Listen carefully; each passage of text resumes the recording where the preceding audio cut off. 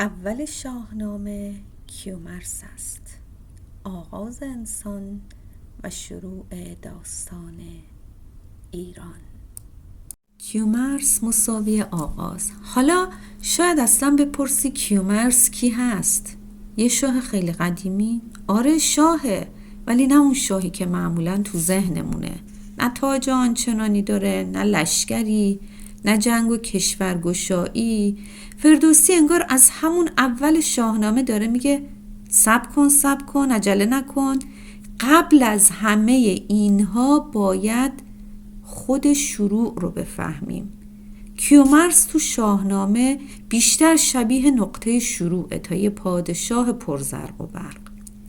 اون میاد وقتی آدما هنوز پراکندند، هر کی یه گوشه بی نظم بی قانونه و اولین کارش این نیست که به جنگه.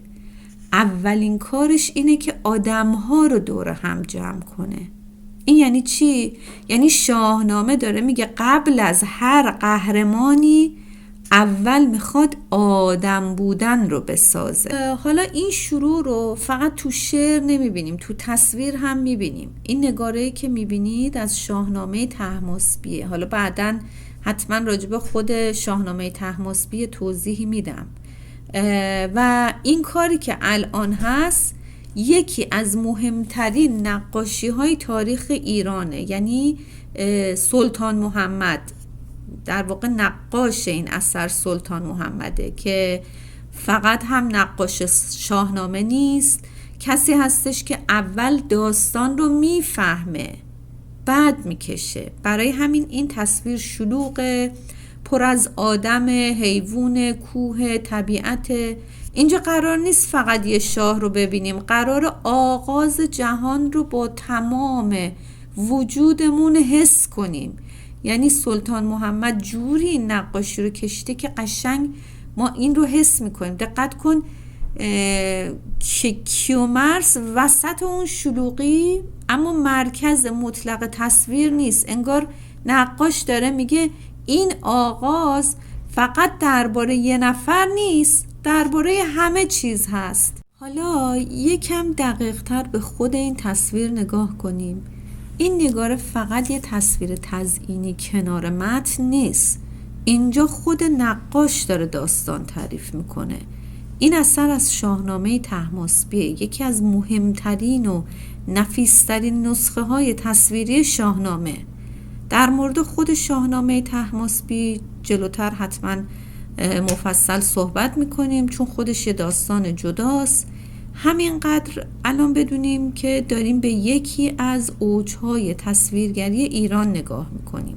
حالا برگردیم به خود تصویر. اولین چیزی که جلب توجه میکنه این شلوغی حساب شده است. آدمها، حیوانها، طبیعت همه با هم توی قابن. این اتفاقی نیست. سلطان محمد داره جهانی رو به ما نشون میده که داره تازه شکل میگیره و برای همین کیومرث مهمه، اما مرکز مطلق تصویر نیست. اینجا هنوز داستان قدرت شروع نشده، اینجا داستان آغازه. پس ما تو این چند دقیقه ما نه وارد جنگ شدیم، نه قهرمان دیدیم، نه شمشیری از غلاف بیرون اومد، فقط رفتیم سر نقطه شروع. کیومرث به عنوان اولین انسان و اولین شاه، نه برای قدرت، نه برای فتح، بلکه برای اینکه یه نظم شکل بگیره. و همزمان دیدیم که این آغاز چطوری توی تصویر دیده شده، نه فقط تو شعر بلکه تو یکی از مهمترین نگاره های شاهنامه. اینجا شاهنامه آروم آروم شروع میشه، خیلی آروم، و شاید دقیقاً قدرتش هم همینجاست. سخنگوی دهقان چه گوید نخست، که نامی بزرگی به گیتی که جست.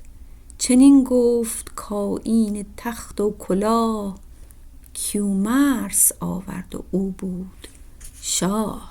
حالا ببین فردوسی چقدر قشنگ راهو باز میکنه. میگه من دارم قصه اولین رو میگم، اون کسی که رسم تخت و کلاه رو آورد. کیومرث. یعنی چی؟ یعنی شاهنامه از همون اول داره میگه قبل از قهرمان ها، قبل از جنگ ها، اول باید سامان بیاد توی دنیا. کیومرث اینجا بیشتر از این که یه شاه پرزرق و برق باشه، نماد شروع نظم، شروع کنار هم بودن آدم ها، شروع همون چیزی که بعداً میشه تاریخ و حماسه.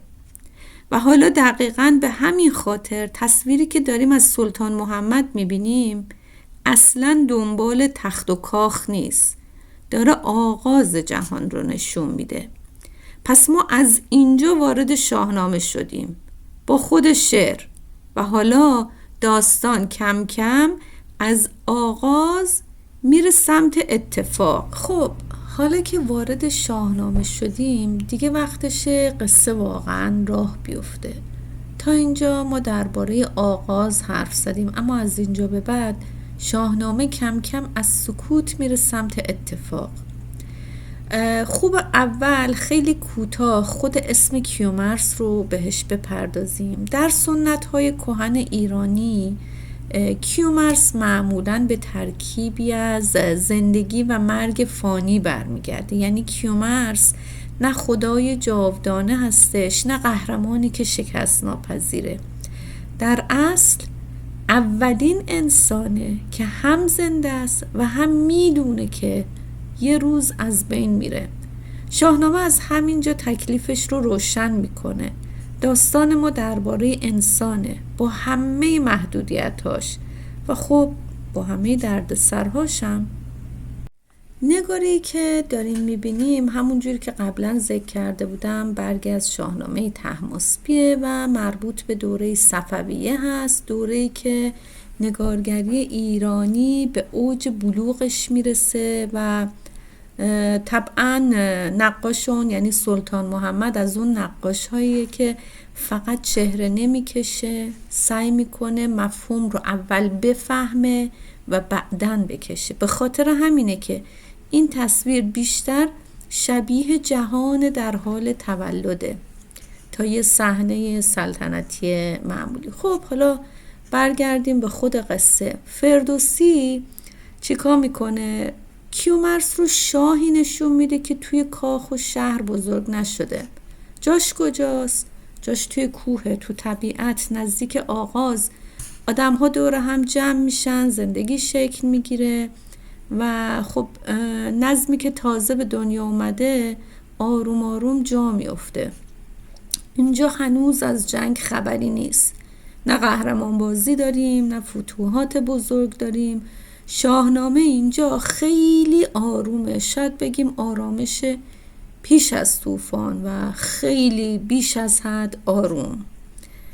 کیومرث میدونیم یه پسری داره، اسمش چیه؟ سیامک. سیامک فقط ادامه نسل کیومرث نیست، ادامه همون نظمه. اگه کیومرث شروع انسانی آگاه بوده، سیامک قرار ادامه دهنده این آگاهی باشه. همه چیز آماده است که این نظم از یه نسل به نسل بعد منتقل بشه. اما شاهنامه چیکار میکنه؟ قرار نیست فقط همیشه تو آرامش باشه. هر جا نظم هست یه نیروی مخالف نظم هم هست که باهاش مشکل داره. شاهنامه چی کار میکنه؟ اسمشو واضح میگه دیو. فعلا نه جنگی میبینیم نه فاجعه‌ای، فقط سایه‌ای هست که آروم آروم روی این آغاز انسانی میفته. و از اینجا به بعد قصه دیگه فقط درباره آغاز نیست. اینجا جاییه که شاهنامه آماده رفتنه به سمت یه اتفاق میشه.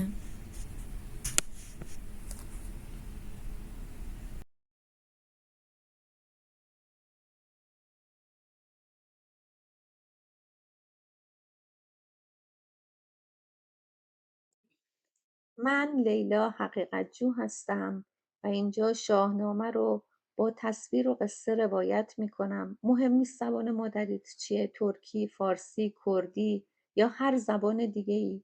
ما توی این گستره یه فرهنگ و ریشه مشترک داریم. دوست من از جهان ایرانی.